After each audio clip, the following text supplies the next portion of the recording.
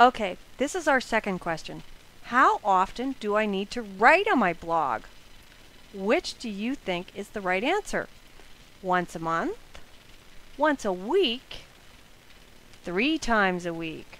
Take a moment and choose your answer. And the answer is actually all 3 answers are correct. Yes. And I'm going to give this over to Peggy to give her take on this.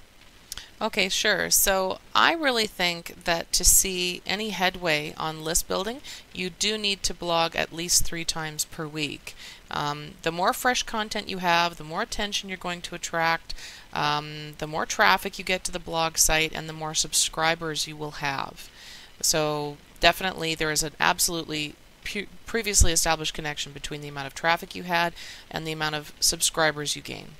So the type of content is also going to change for list building. Your posts are often shorter, but really valuable little tips and tricks you can give away to your client. Also, reminder that the more you can focus these to a very specific clientele you're trying to reach, the better you can do it. So really focus down who are you talking to, whose problems are you solving. And if you have a newsletter list, as we're often getting subscribers for that, that may be more suitable for in-depth once-a-month stuff. So keep your longer posts, while your quickies you use for list building, and your longer posts are for the newsletters. That's a really good point. And once you've accomplished some objectives, like building up your audience and traffic to a certain level, it's probably safe to say that you can drop your blogging frequency down to what I call maintenance mode.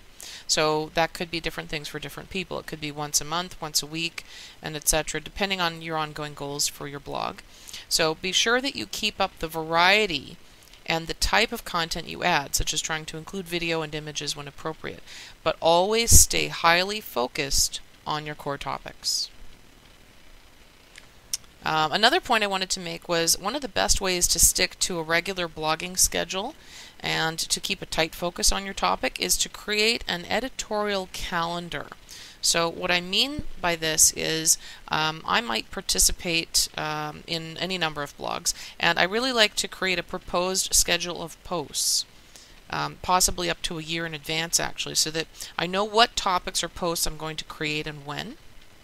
And this allows you to focus on things like holidays, national events, write specific content around that, tie into your content of related to industry conventions that are in your business and so on. This also allows you to ponder your topics well in advance and make a lot of bullet notes about them. You know, I'll go into draft posts that I have open and make notes quite frequently.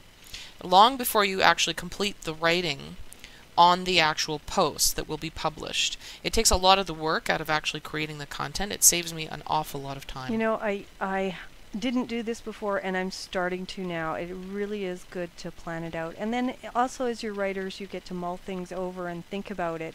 So even if you have the topic planned out, you kind of can start thinking about it before you actually sit down and write it necessarily. Definitely. It's a big time saver for me.